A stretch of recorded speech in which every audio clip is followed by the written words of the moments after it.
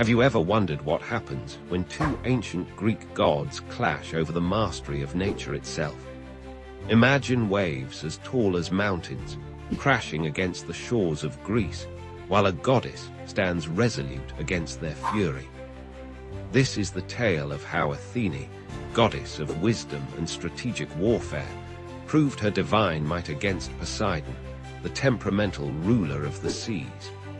In the golden age of ancient Greece, when gods walked freely among mortals, the realms of divine power were clearly defined. Poseidon commanded the vast oceans, his trident stirring up storms that could shatter coastlines. Athene, born from Zeus's head fully grown and armed, governed wisdom, strategic warfare, and the practical arts of civilization. Yet sometimes, even the most established boundaries between divine powers were tested. The conflict began when sailors and coastal dwellers increasingly turned to Athene for protection during their maritime ventures. They had grown weary of Poseidon's unpredictable nature, his tendency to wreck ships on a whim, and his storms that devoured entire fleets. These mortals recognized that Athene's gift of wisdom might offer a safer passage across the treacherous seas than Poseidon's volatile favors.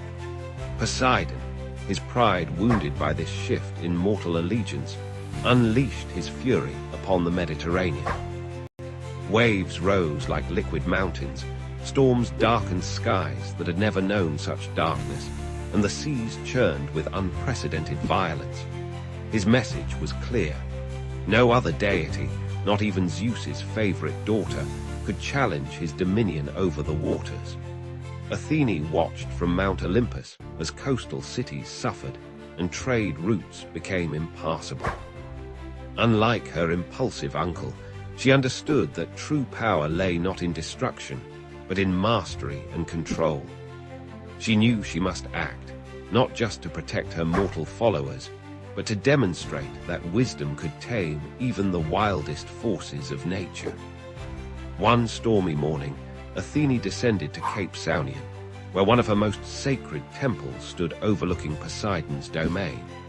The sea god had whipped the waters into a frenzy, creating waves that threatened to devour the very cliffs upon which her temple was built. As lightning split the sky and thunder shook the earth, Athene raised her spear. Instead of meeting force with force, Athene employed her legendary strategic mind.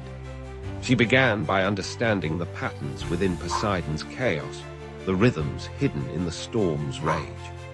With each wave that crashed against the cliffs, she learned more about the nature of the sea itself. This was not just a battle of power, but a lesson in the superiority of wisdom over raw strength. Drawing upon her divine knowledge, Athene started to impose order upon chaos. She moved her spear in precise patterns, each gesture calculated to affect the water's movement. Gradually, the massive waves began to respond to her influence. Where Poseidon created turbulence, Athene introduced harmony. The water's surface, which had been a violent maelstrom moments before, slowly transformed into organized patterns. Poseidon, sensing the change in his domain, emerged from the depths in a chariot pulled by magnificent hippocampi. His expression betrayed both anger and disbelief as he watched Athene tame his wild seas. He raised his trident, attempting to reassert his dominion, but found that Athene's calculated influence could not be easily undone. The goddess demonstrated that true mastery comes not from the ability to create chaos, but from the wisdom to understand and guide natural forces. Under her influence, the waves began to dance in rhythmic patterns, creating a display of both power and beauty. Ships that had been tossing helplessly in the storm found themselves guided safely to harbor by these newly organized currents. This display of divine wisdom over brute force drew the attention of the other Olympians. Zeus himself appeared in the storm clouds above, observing the contest between his daughter and his brother. Even he had not expected Athene to demonstrate such masterful control over another god's domain. Poseidon, though his pride was wounded, could not deny the elegance of Athene's solution. She had not sought to strip him of his power over the seas, but had instead shown how wisdom could work in harmony with natural forces.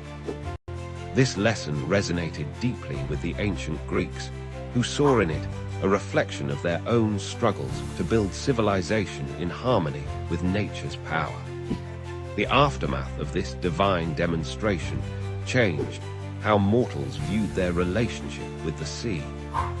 They learned that respect for Poseidon's power, combined with Athene's wisdom, offered the best protection during maritime ventures.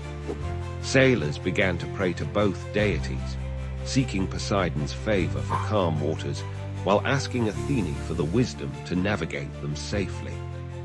This story, passed down through generations, teaches us that true power lies not in the ability to destroy, but in the wisdom to understand and guide. It reminds us that even the most turbulent forces in our lives can be mastered through knowledge, strategy, and patient understanding.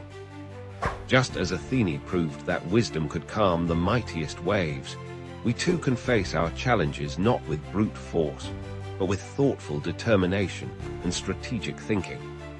The temples at Cape Saunian still stand today, monuments to both Athene and Poseidon, reminding visitors of this ancient lesson in the triumph of wisdom over chaos. In their weathered columns, we can still feel the echo of that divine contest, where a goddess of wisdom proved that understanding nature's power is greater than. What if the entire universe was actually dancing, not just metaphorically, but literally pulsing with the rhythm of creation and destruction?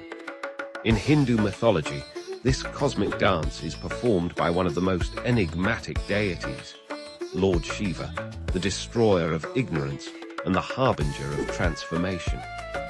Shiva exists beyond time itself, dwelling in the snow-capped peaks of Mount Kailash in the Himalayas. He is part of the divine trinity, along with Brahma the creator and Vishnu the preserver.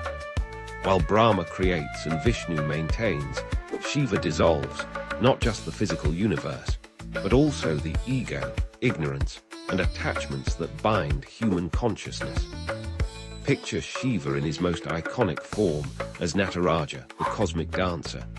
His dance, called the Tandava, represents the 5 activities of the cosmos: creation, preservation, destruction, concealment, and revelation. In his upper right hand, he holds the Damaru, a drum that beats the rhythm of creation. His upper left hand carries Agni, the fire of destruction. His lower right hand shows the Abhaya Mudra, bestowing protection, while his lower left hand points to his raised foot, symbolizing liberation. The circle of fire surrounding him represents the cosmic cycle of birth and death. Under his right foot lies the demon of ignorance, crushed by divine wisdom. This sacred image, found in temples and museums worldwide, has even been displayed at CERN, where scientists study the dance of subatomic particles, acknowledging the profound connection between ancient wisdom and modern physics. But Shiva is not just the cosmic dancer. He is also the perfect yogi, seated in deep meditation atop Mount Kailash. His body smeared with ash, wearing a tiger skin, with the crescent moon adorning his matted locks. He represents the ultimate renunciate. The ash reminds us that all material existence eventually returns to its basic elements. The snake around his neck symbolizes the Kundalini energy that yogis seek to awaken. Perhaps most striking is Shiva's third eye, centered on his forehead. This is not a physical eye, but the eye of wisdom that sees beyond duality. When opened, it can reduce desires and delusions to ashes, just as it once burned Kama, the god of desire, who dared to disturb Shiva's meditation. Yet Shiva is also a loving family man, sharing his life with his consort Parvati, the daughter of the mountains. Their love story is legendary, how Parvati performed intense penance to win Shiva's attention, how she reminded him that while detachment is important, divine love is equally sacred. Their sons, Ganesha and Kartikya, complete this divine family, showing that spiritual life need not mean abandoning worldly responsibilities. Shiva's throat is blue, earning him the name Nilakantha, the blue-throated one. This comes from the story of Samudra Manthan, the churning of the cosmic ocean. When deadly poison emerged threatening all existence, Shiva drank it to save the universe. Instead of swallowing it, he held it in his throat, turning it blue. This teaches us that even poison can become medicine in the hands of the wise. Devotees worship Shiva through the lingam, a symbolic form representing the formless nature of the divine. The lingam, often set in a circular base called the yoni, represents the union of consciousness and energy, the divine masculine and feminine principles that pervade all creation. Shiva teaches us profound truths through his very appearance. His matted locks show that external beauty is meaningless. The Ganges flowing from his hair reminds us to let divine grace flow through us to serve others. The serpents around his body represent mastery over fear and desire. Even his vehicle, the bull Nandi, symbolizes Dharma, the eternal law that supports the universe. The mantra Om Namah Shivaya, I bow to Shiva, is chanted by millions daily. Each syllable represents an element: earth, water, fire, air, and space, plus the individual soul seeking union with cosmic consciousness. This simple yet powerful mantra is said to contain all wisdom. Shiva's message for our modern world is clear: transformation requires letting go. Just as he burns away impurities, we must be willing to release what no longer serves our growth. His meditation teaches us that peace comes from within, not from external achievements or possessions. His family life shows that we can be spiritual while fulfilling our worldly duties. In essence, Shiva represents the supreme paradox: the destroyer who is supremely compassionate, the ascetic who is the perfect lover, the fierce deity who is the most easily pleased. He reminds us that life's opposing forces, creation and destruction, love and detachment, material and spiritual, are not contradictions, but complementary aspects of the same divine dance. As we face personal and global transformations today, Shiva's eternal dance continues, inviting us to find rhythm in chaos, wisdom in destruction, and ultimately, liberation in letting go. For in Shiva's dance lies the secret of the universe. Eternal change is the only constant. What drives a legendary hero to destroy himself? In ancient Greece, even the mightiest warriors could fall victim to their own demons, and few tales illustrate this better than the tragic story of Ajax the Great. Picture the blood-soaked plains of Troy, where the greatest Greek warriors have fought for nearly a decade. The mighty Achilles has fallen, struck down by Paris's arrow. But amid the grief of his death, another battle is about to begin, not with swords and spears, but with words and wit. Ajax stands as one of the most formidable warriors in the Greek army. Second only to Achilles in strength and skill, his massive shield has become legendary among both Greeks and Trojans. Standing 7 feet tall, Ajax embodies the perfect warrior, brave, loyal, and unshakable in battle. Yet like many Greek heroes, his greatest strength will become his fatal flaw. At the center of our story lies Achilles' divine armor, forged by the god Hephaestus himself. This isn't merely military equipment, it's a symbol of supreme honor, a testament to greatness. With Achilles dead, the question burns in every warrior's mind: who deserves to inherit this legendary armor? 2 contestants step forward. Ajax, the powerful warrior who had fought beside Achilles countless times, saving Greek ships and soldiers with his mighty shield. And Odysseus, the clever king of Ithaca, whose strategic mind proved as valuable as any weapon. The contest between them would shake the very foundations of the Greek army. Before the assembled warriors and kings, both heroes plead their case. Ajax speaks of his battlefield prowess, his countless victories, the times he saved Greek lives through strength and courage. His words are direct, proud, reflecting his nature as a warrior who lets actions speak louder than words. But Odysseus, master of persuasion, weaves a different kind of spell. He speaks of cunning, of strategy, of wisdom in warfare. He reminds the Greeks how his intelligence helped them penetrate Troy's defenses. While Ajax fought with strength, Odysseus fought with mind, and in this contest, mind proves mightier than muscle. The judges, the Greek commanders themselves, make their choice. The divine armor goes to Odysseus. In that moment, something breaks within Ajax's proud heart. The warrior who never fell in battle falls victim to his own wounded pride. Rage and madness descend upon Ajax like dark storm clouds. That night, believing he's attacking the Greek commanders who slighted him, he slaughters a flock of sheep. In his delusion, he sees each animal as one of his former comrades, taking particular pleasure in torturing one he believes to be Odysseus. Dawn breaks, and with it comes clarity. Ajax awakens to find himself surrounded by dead livestock, his armor and hands stained with animal blood. The mighty warrior, who had never known fear, now faces something worse than death, shame. His reputation, the cornerstone of a Greek hero's identity, lies in tatters. Unable to bear the weight of his disgrace, Ajax plants his sword in the ground, the same sword once given to him by his enemy Hector. In his final moments, he delivers a powerful speech, calling upon the gods to witness his fate. Then, in an act that would echo through the ages, he falls upon his sword.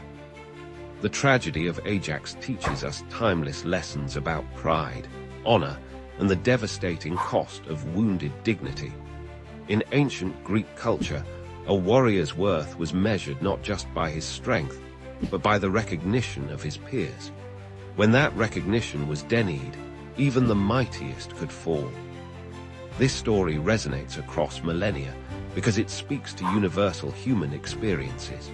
We all know the sting of rejection, the burn of wounded pride, the desperate need for recognition. Ajax's tale warns us about the dangers of letting pride overpower reason, of allowing personal slights to consume us.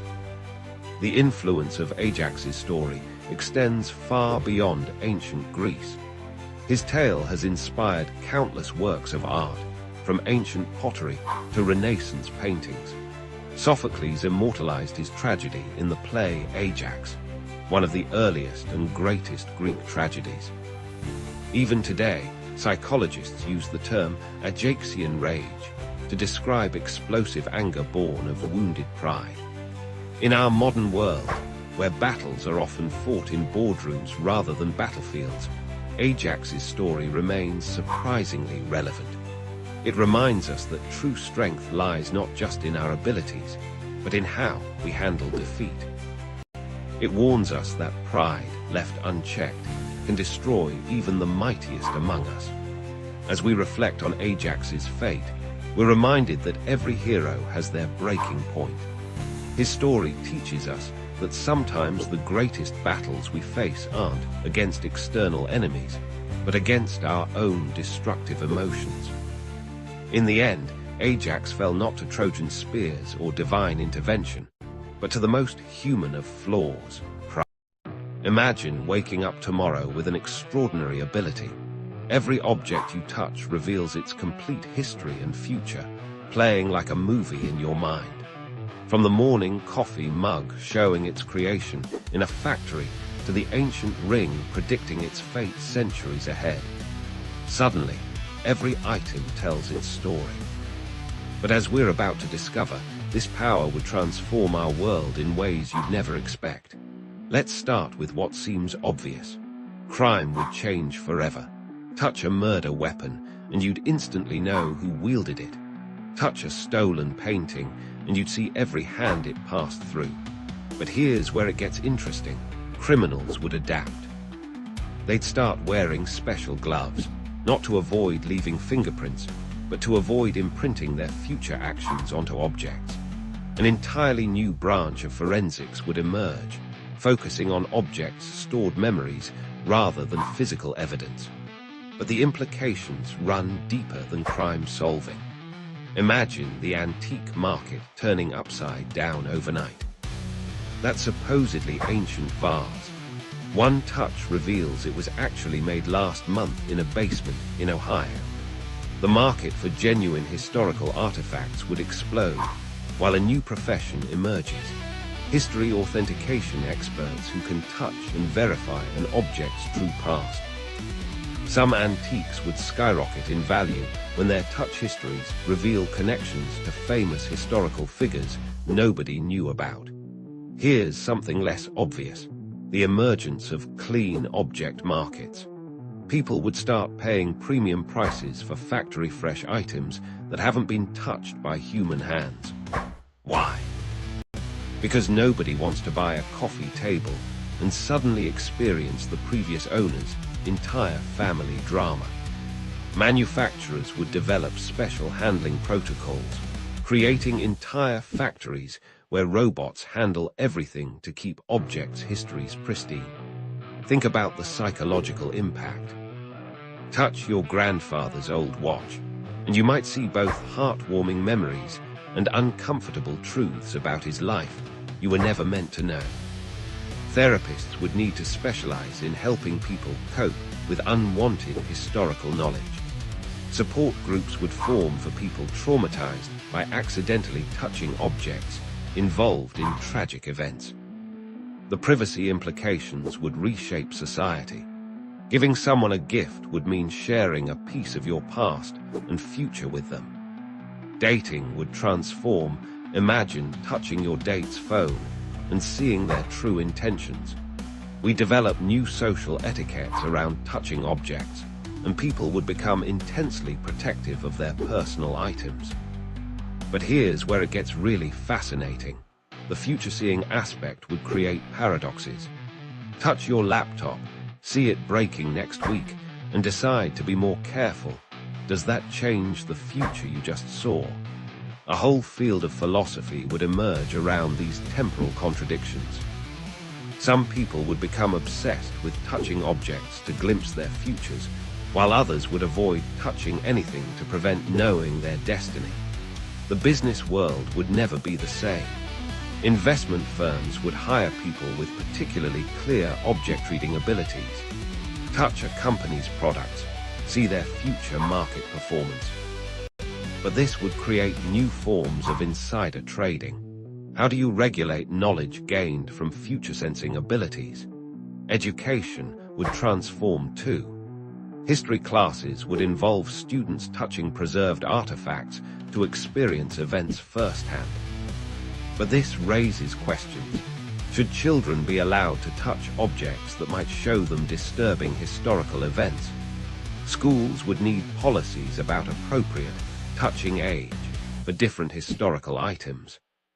Consider the emergence of history-blocking materials, special coatings or containers that prevent people from reading an object's past or future.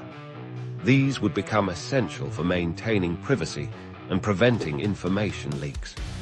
Governments would classify certain objects as touch-restricted for national security reasons.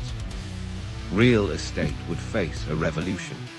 House hunters would know every detail about a property's past and future just by touching the walls. Insurance companies would require touch assessments before issuing policies. But would you want to buy a house if you could see it burning down in 20 years? Museums would transform from look-but-don't-touch institutions into interactive experience centers. But they'd need elaborate systems to prevent visitors from accessing sensitive historical information through touch. Some artifacts might reveal secrets that could rewrite history books or upturn religious beliefs. Perhaps most profoundly, our relationship with everyday objects would change forever. Every item would carry the weight of its complete time length. That simple pencil on your desk. It contains the story of the tree it came from and every word it will ever write. The wedding ring you wear might show you glimpses of your future anniversary celebrations or your divorce. As we wrap our minds around this reality, one question remains. In a world where every object tells its truth, would we really want to know all their stories? Sometimes the most powerful ability might be choosing not to touch, preserving the mystery of what was and what. Imagine standing at the edge of existence, where 5 mythical rivers separate the world of the living from the realm of the dead. These aren't ordinary waters, they're the sacred rivers of Hades, each flowing with essence more powerful than any mortal force. Today, we're diving deep into one of Greek mythology's most fascinating aspects, the 5 rivers that shape the geography of the underworld and the fate of every soul. In ancient Greek belief, when someone died, their soul had to navigate these mysterious waters to reach their final destination. The Greeks didn't see death as an end, but rather a transition, and these 5 rivers were the pathways through which every soul had to pass. Let's begin with the Acheron, known as the River of Woe. Picture dark waters churning with the grief of countless souls who have passed through its depths. The ancient Greeks believed this was the main entrance to the underworld, where Charon, the infamous ferryman, would wait with his boat. Only those who could pay with a golden coin, traditionally placed in the mouth of the deceased, would be granted passage. Those who couldn't pay were doomed to wander its shores for 100 years. Next flows the Phlegethon, the River of Fire. Unlike any river in our world, its waters burn with eternal flames. This river of liquid fire encircles Tartarus, the deepest and most terrible part of the underworld, where the greatest sinners face their punishment. The ancient Greeks believed its burning waters were used to torture the wicked, with flames that could never be extinguished. Perhaps the most famous is the River Styx, the river of hatred and unbreakable oaths. This is the river by which the gods themselves swear their most solemn vows. Legend tells us that when the goddess Thetis dipped her son Achilles into these waters, he became nearly invulnerable, except for his heel, which never touched the water. The Styx was believed to be so powerful that its waters could even dissolve metal, representing the absolute nature of divine promises. The 4th river, the Cocytus, is known as the River of Lamentation. Its waters echo with the wails and cries of the dead who realize their fate. The Greeks believed this river formed from the tears of those condemned to Tartarus, creating an endless cycle of sorrow. Its banks are said to be lined with weeping willows, their branches trailing in the dark waters below. Finally, we come to the Lethe, the River of Forgetfulness. This might be the most philosophically intriguing of all the rivers. Those who drank from its waters would forget their entire mortal life. Every joy, every sorrow, every memory would be washed away. The Greeks believed this river was crucial for reincarnation, as souls preparing to return to the world of the living would drink from the Lethe to begin their new life with a clean slate. These rivers weren't just geographical features of the underworld. They represented fundamental aspects of the human experience with death. The Acheron embodied the sorrow of separation. The Phlegethon represented divine justice. The Styx stood for the finality of death and the weight of promises. The Cocytus reflected the natural grief of loss, and the Lethe symbolized the possibility of renewal and rebirth. The influence of these 5 rivers extends far beyond ancient Greece. Their names and meanings have permeated literature, art, and popular culture throughout history. Dante referenced them in his Divine Comedy, and countless artists have depicted their mysterious waters. Even today, we use phrases like Stygian darkness to describe something particularly gloomy or impenetrable. Modern psychology has found parallels between these rivers and the stages of grief. The Acheron represents denial and isolation, the Phlegethon anger, the Cocytus bargaining, the Styx depression, and the Lethe acceptance. This shows how deeply the ancient Greeks understood human nature and our relationship with mortality. The rivers also reflect the Greek understanding of justice and cosmic order. They believed that every action had consequences, and these rivers were part of the divine mechanism that ensured fairness in the afterlife. The wealthy couldn't bribe their way to a better fate, and the wicked couldn't escape their punishment. Today, as we face our own questions about mortality and justice, these ancient rivers continue to resonate. They remind us that every culture grapples with the same fundamental questions. What happens after death? How do we face our past actions? What does it mean to start anew? The 5 rivers of Hades stand as a testament to the sophistication of Greek mythology and its enduring relevance. They tell us that death isn't simply an end, but a complex journey through sorrow, justice, binding oaths, lamentation, and ultimately, the possibility of renewal.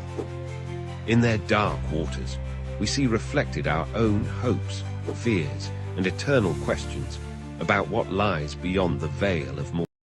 What lengths would you go to protect your love and kingdom? In ancient Greece, one remarkable queen's answer to this question became legendary, as she employed wit and wisdom to outmaneuver an army of suitors who threatened everything she held dear. In the grand palace of Ithaca, Queen Penelope faced a crisis that would test both her loyalty and cleverness. Her husband, the legendary King Odysseus, had been absent for nearly 20 years. First, he'd gone to fight in the Trojan War, and then, due to the gods' interference, his journey home became an epic odyssey of its own. While tales of his adventures spread across the Mediterranean, Penelope's own story of resilience unfolded within the walls of their palace. As years passed without word from Odysseus, noble families from across Greece became convinced the king must surely be dead. More than 100 suitors descended upon Ithaca, each hoping to marry Penelope and claim the throne. These men weren't merely persistent, they were parasites, making themselves at home in the palace, feasting daily on the kingdom's resources and depleting the royal wealth that rightfully belonged to Penelope's son, Telemachus. But Penelope, blessed with intelligence that rivaled her husband's legendary cunning, refused to be forced into a marriage she didn't want. Yet she couldn't simply reject the suitors outright. Doing so might provoke them into violence, endangering both her life and her son's claim to the throne. She needed a strategy that would buy her time while maintaining the delicate balance of power. That's when Penelope devised one of the most brilliant deceptions in Greek mythology. She announced to the suitors that she would choose a new husband, but only after she completed weaving a funeral shroud for Odysseus's elderly father, Laertes. This was a perfectly reasonable request. Preparing burial clothes for family members was a traditional duty of Greek noblewomen. The suitors could hardly object to such a pious act without revealing their true, dishonorable intentions. What the suitors didn't know was that Penelope had transformed this simple task into an ingenious trick. Each day, she would sit at her loom in full view of the palace, diligently weaving the elaborate burial shroud. But each night, by the light of torches, she would secretly unravel her day's work. This way, the shroud never neared completion, and Penelope kept her unwanted suitors at bay. For 3 years, this clever deception continued. While the suitors grew increasingly frustrated, none suspected the truth behind the never-ending weaving project. Penelope's hands worked tirelessly weaving by day, unraveling by night, while her mind remained fixed on her beloved Odysseus, hoping against hope for his return. But as with many secrets in ancient Greece, the truth eventually came to light. One of Penelope's servants, perhaps seeking favor with the suitors, revealed her mistress's nightly unraveling. The suitors were furious at being outwitted by a woman, and their demands for her to choose a husband grew more aggressive. Yet even when her clever plan was discovered, Penelope remained steadfast. She had bought precious time, 3 years of maintaining her independence and protecting her son's inheritance. Her intelligence and determination had proven that she was every bit as resourceful as her famous husband. This tale resonates deeply with themes that remain relevant today. It speaks to the power of intellectual resistance against brute force, the strength found in quiet determination, and the importance of staying true to one's principles even when faced with overwhelming pressure. Penelope's weaving trick demonstrates how creativity and wit can be powerful weapons against those who rely solely on wealth and status. The story also challenges traditional gender roles in ancient Greek society. While the suitors attempted to claim power through aggressive pursuit and intimidation, Penelope maintained control through cunning and peaceful resistance. Her loom became both a symbol of traditional feminine duties and a tool of sophisticated political maneuvering. In Greek art and literature, Penelope's weaving has become a powerful metaphor for loyalty, patience, and clever resistance.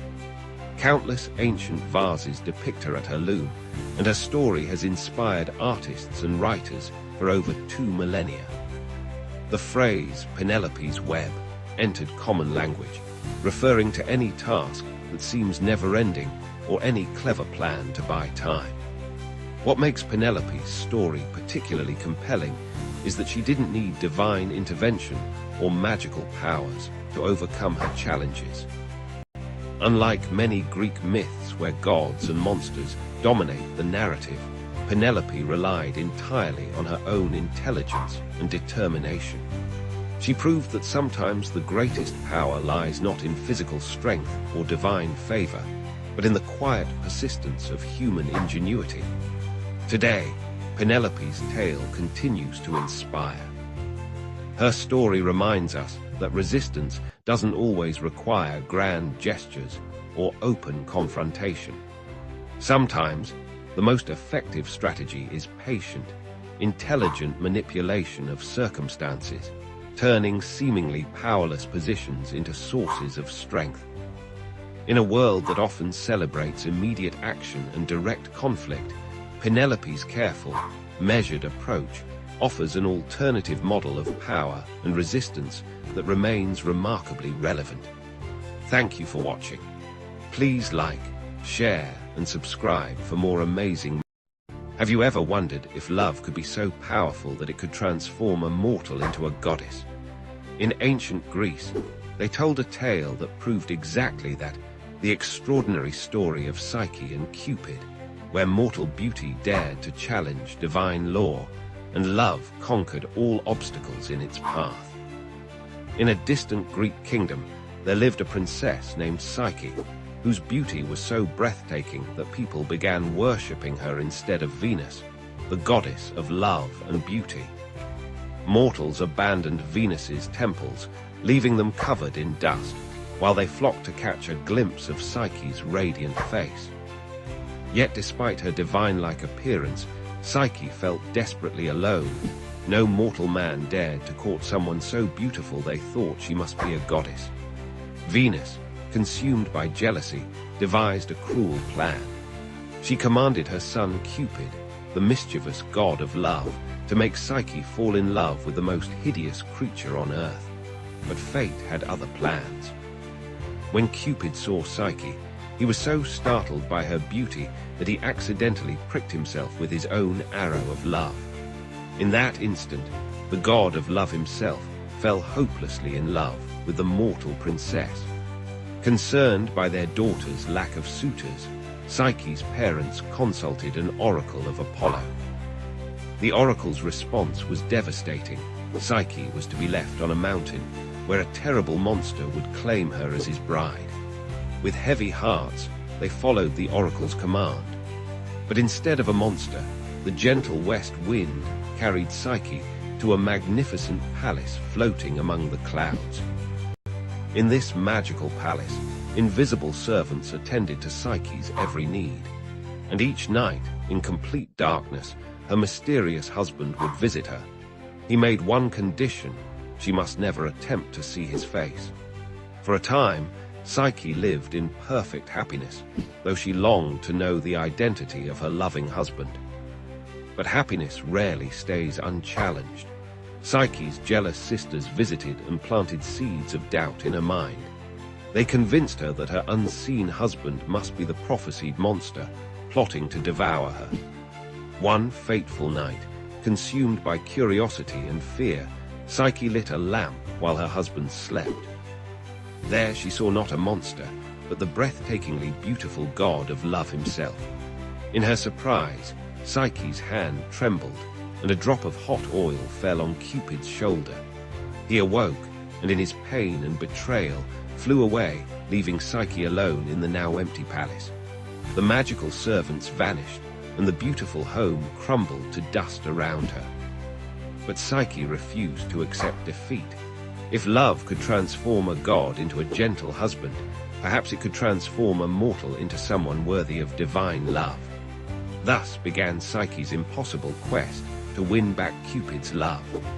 Venus, still burning with jealousy, set 4 seemingly impossible tasks for the mortal girl. First, she had to sort a massive pile of mixed grains before sunset. Tiny ants, moved by her dedication, came to her aid. Next, she had to gather golden wool from violent, deadly sheep. A river reed whispered the secret of collecting wool caught in brambles instead. The third task required collecting water from the source of the river Styx, where dragons guarded the treacherous cliffs. Jupiter's eagle himself helped her complete this task, but the final challenge seemed truly impossible. Venus demanded Psyche journey to the underworld itself to bring back a portion of Proserpina's beauty in a box. Guided by a mysterious voice, Psyche navigated the dangers of the underworld. She avoided the temptation to help suffering souls, kept coins in her mouth for Charon the ferryman, and gave treats to Cerberus, the 3-headed guard dog. Yet after successfully completing her mission, curiosity once again got the better of her. Psyche opened the box, hoping to take a tiny bit of divine beauty for herself. But the box contained no beauty. Instead, it held the sleep of the dead.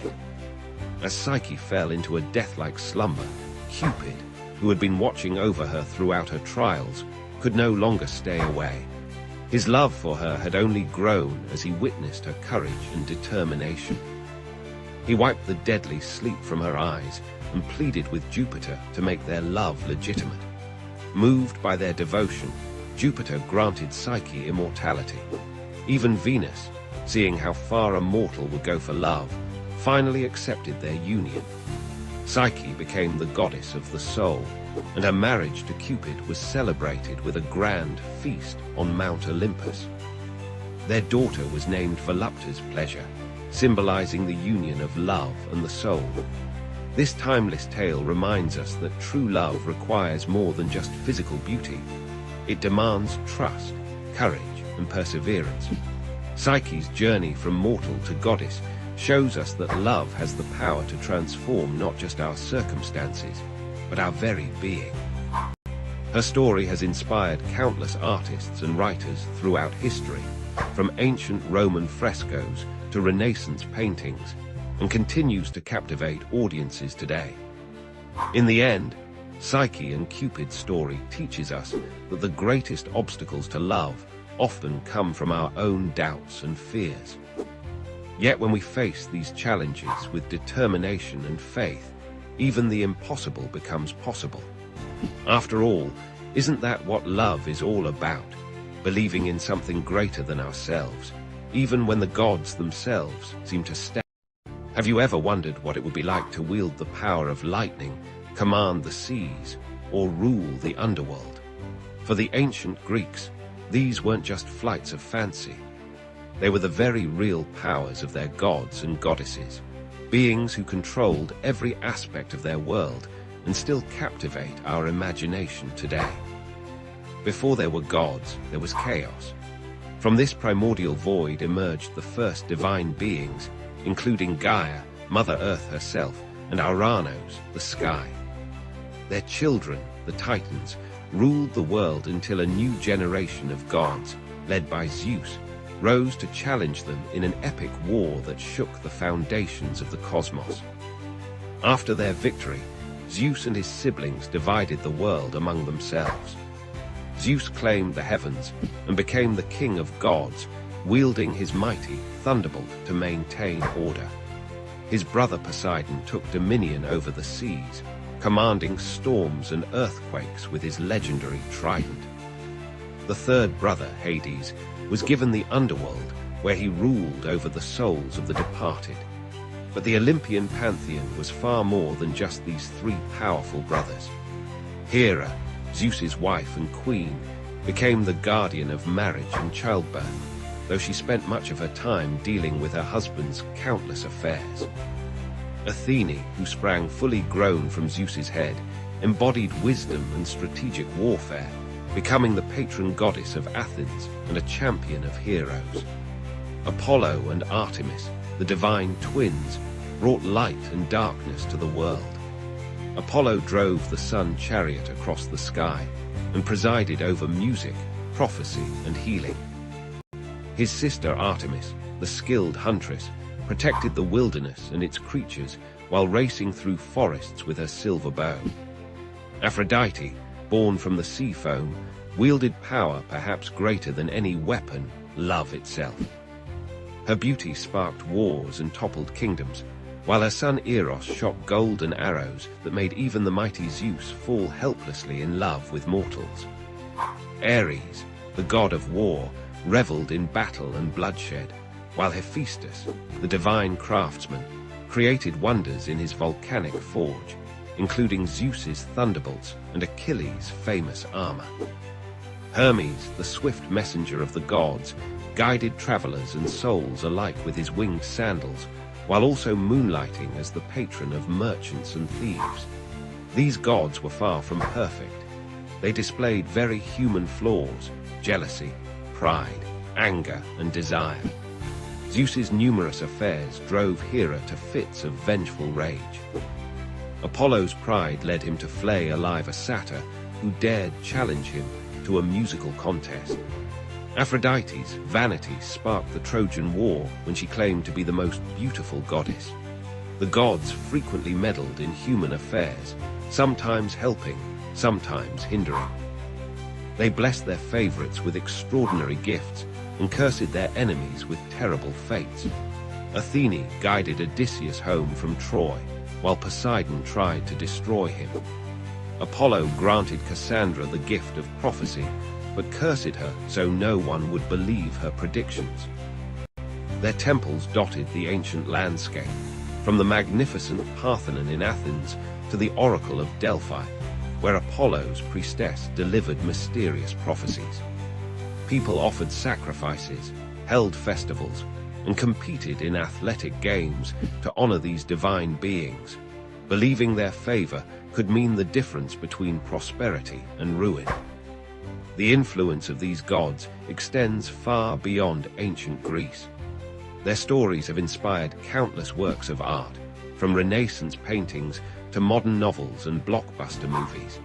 Their names grace our planets, chemical elements, and spacecraft.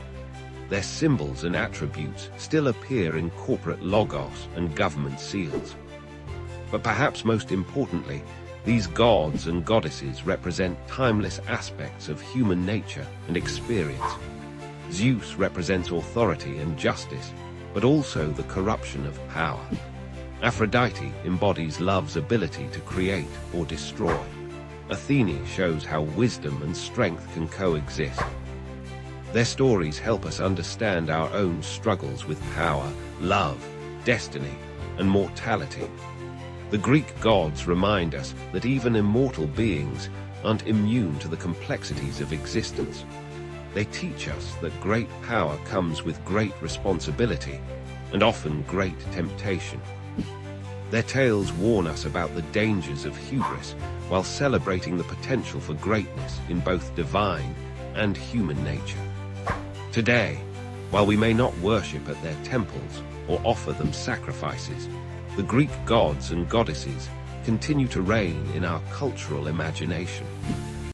Their stories still resonate because they reflect universal truths about power, family, love, and the eternal struggle between order and chaos. In their strengths and flaws, their triumphs and failures, we see reflections of our own humanity, magnified to divine proportions. These Olympian gods, with their all-too-human personalities and superhuman powers, remain powerful symbols of the forces that shape our lives and our world. Their legacy lives on, reminding us that the stories we tell about divine beings often reveal profound truths. Imagine being married to the most powerful being in the universe. Now, imagine that your spouse can't stop chasing after other lovers. Welcome to the tumultuous world of Greek mythology, where even the queen of the gods isn't immune to marital drama. Today, we're diving into the fascinating tale of Hera, Zeus, and the elaborate tests she devised for her husband's many lovers. In ancient Greece, the gods were far from perfect. They embodied human traits, love, jealousy, anger, but on a grand, immortal scale.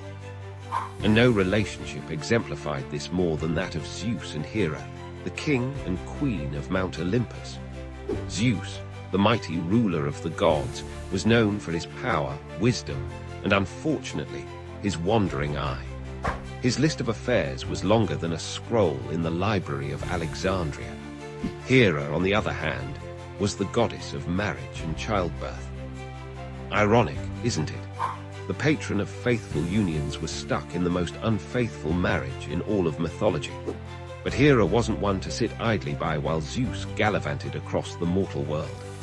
Oh no, she had a plan, a series of tests and trials for Zeus's lovers that would make modern reality TV shows look tame in comparison.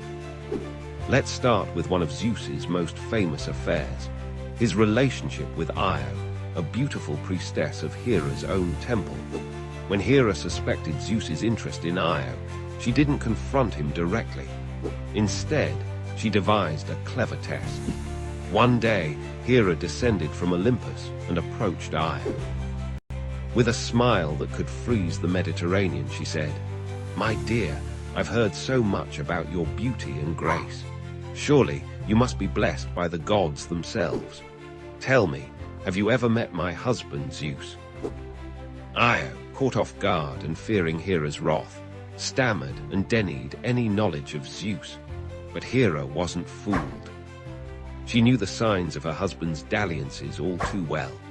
As punishment, she transformed poor Io into a white heifer, a cow, and set a 100-eyed giant named Argus to watch over her. Zeus, seeing his lover's plight, sent Hermes to rescue Io. The clever messenger god lulled Argus to sleep with music and stories, then slew him. But Hera wasn't done yet. She sent a gadfly to torment Io, driving the cow-shaped maiden to wander the earth in misery. This tale of Io showcases Hera's cunning. She didn't just punish, she tested. By confronting Io directly, she gave the mortal a chance to confess. When Io failed this test of honesty, Hera's retribution was swift and creative. But Hera's tests weren't always so straightforward. Take the case of Semele, another of Zeus's mortal lovers. Hera disguised herself as Semele's old nurse and visited the young woman. In this guise, she planted seeds of doubt in Semele's mind. "My dear," the disguised Hera cooed, "are you sure your lover is truly Zeus? Many men claim to be gods to seduce innocent maidens. If he is Zeus, surely he would appear to you in all his divine glory." Semele, naive and in love, took this advice to heart. The next time Zeus visited, she made him swear on the river Styx an unbreakable oath for the gods to grant her one wish. Zeus, besotted, agreed without hesitation. Semele then asked to see him in his true, divine form. Zeus was horrified. He knew that no mortal could withstand the sight of a god's true form, but bound by his oath, he had no choice. He revealed himself in all his thunderous, lightning-wreathed glory. Poor Semele was instantly incinerated. This test was particularly devious. Hera used Semele's own insecurity and Zeus's rashness against them both. It wasn't just a punishment, it was a test of wisdom and restraint, one that both Zeus and Semele failed spectacularly. But perhaps Hera's most famous test was the one she devised for Heracles, Zeus's demigod son. From the moment of his birth, Hera despised Heracles as living proof of Zeus's infidelity. She sent 2 serpents to kill the infant Heracles in his crib, but the supernaturally strong baby strangled them with his bare hands. Realizing that direct action wouldn't work, Hera opted for a more insidious approach. She manipulated events to drive Heracles temporarily mad, causing him to kill his own wife and children. When Heracles came to his senses, he was devastated and sought redemption. This is where Hera's test truly began. She influenced the Oracle of Delphi to prescribe a series of seemingly impossible tasks for Heracles, the famous 12 labors. These included slaying the indestructible Nemean lion, capturing the Erymanthian boar, and cleaning the vast Augean stables in a single day. Each labor was designed to be an insurmountable challenge, a test not just of Heracles' strength, but of his wit, courage, and perseverance. Hera hoped these tasks would break him, or better yet, kill him. But Heracles surprised everyone, perhaps even himself, by completing all 12 labors. In doing so, Heracles not only redeemed himself, but achieved immortality, becoming one of the most celebrated heroes in Greek mythology. Ironically, Hera's attempt to destroy him had only made him stronger and more famous. These tales of Hera's tests reveal much about the ancient Greek view of the gods and human nature. The gods, for all their power, were flawed beings, subject to jealousy, anger, and pettiness. Hera, in particular, represents the complexity of human emotions, the pain of betrayal, the desire for revenge, but also cunning and resourcefulness. Her tests often backfired, creating some of the most enduring myths in Western culture. Io's wanderings explained the geography of the known world to the Greeks. Semele's fate led to the birth of Dionysus, the god of wine and revelry. And Heracles' labors became a template for the hero's journey, influencing storytelling for millennia to come. But these myths also serve as cautionary tales. They warn against the dangers of jealousy, the consequences of infidelity, and the unpredictable nature of divine intervention in mortal affairs. They remind us that even the most powerful beings can be undone by their own flaws, and that wisdom and restraint are as important as strength and cunning.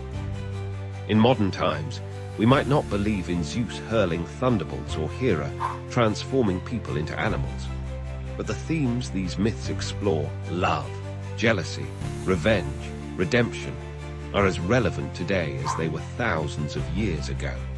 We see echoes of Hera's tests in our own lives and culture.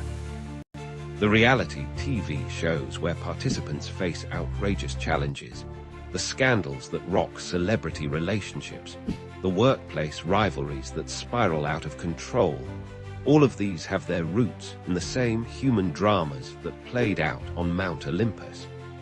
As we reflect on these ancient tales, we're reminded of the enduring power of mythology. These stories have survived for thousands of years because they speak to something fundamental about the human experience. They help us make sense of our world, our relationships, and our own complex emotions. So the next time you face a challenging situation or a test of your own, remember Hera and her divine trials. And ask yourself, How would you fare if the Queen of the Gods decided to test you? Thank you for watching, and please stay tuned for the next episode. Imagine a world where even gods must fight for recognition. This is the story of Manasa, the snake goddess who challenged the very foundations of divine hierarchy. In the celestial realms of Hindu mythology, where deities reign supreme and cosmic battles shape the universe, there existed a goddess unlike any other. Manasa, the serpent deity, born from the mind of the great sage CashApp, was destined for an extraordinary journey. Manasa's birth was no ordinary event. She emerged from CashApp's meditation, a living embodiment of his thoughts on snake lore and poison. Her very essence was intertwined with these potent forces, making her a unique and formidable presence in the pantheon of gods. But being extraordinary didn't guarantee acceptance.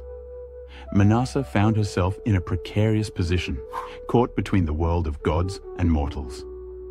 The established deities, particularly Shiva, the destroyer, viewed her with suspicion. They questioned her right to be worshipped, her place among them. Undeterred, Manasa embarked on a quest for recognition. She knew her powers were real, her domain vital. Snakes, after all, were both feared and revered in the mortal world. They symbolized danger and protection, death and renewal. Manasa understood that her role as their goddess was crucial for maintaining cosmic balance. Her journey took her to the mortal realm, where she sought devotees among the people. She appeared to farmers, healers, and common folk, demonstrating her power over snakes and her ability to cure their venomous bites. Slowly, whispers of a new goddess began to spread. But not everyone was willing to accept Manasa. In the kingdom of Champaka lived a wealthy merchant named Chand Sadagar. He was a devout worshipper of Shiva and refused to acknowledge Manasa's divinity. This rejection became the central conflict in Manasa's story, a test of her resolve and divine status. Manasa approached Chand, requesting his worship. She said, "O merchant, I am Manasa, goddess of snakes. Offer me your devotion, and I shall protect you and your kin from the dangers of serpents."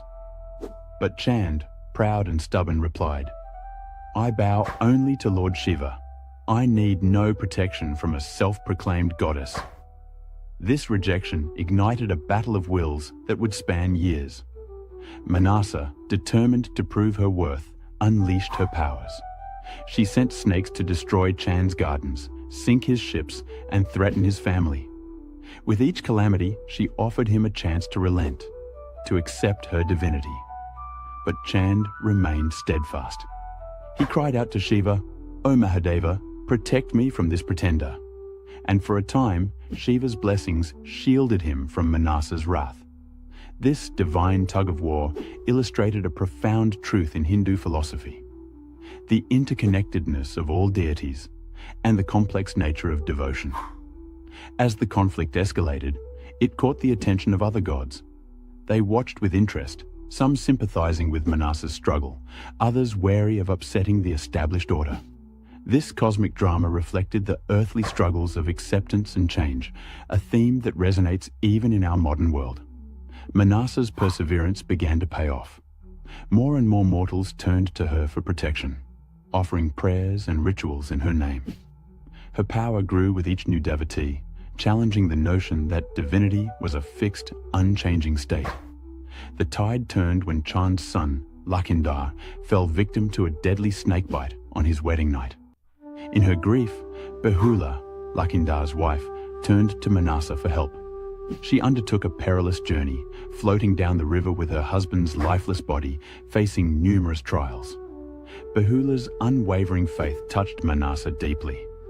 In this moment, the goddess realized that true divinity lay not just in power, but in compassion and the ability to inspire devotion. She restored Lakhinder to life, proving her divine capabilities once and for all. This act finally broke Chand's resistance. He saw the truth of Manasa's godhood and the folly of his stubborn denial. In a moment of humility, he offered her worship, but with a twist that spoke to his enduring pride. He turned his back and offered flowers with his left hand, a less respectful form of worship. Manasa accepted this imperfect devotion, understanding that change comes slowly and that even flawed recognition is a step towards acceptance. This teaches us a valuable lesson about tolerance and the gradual nature of spiritual growth.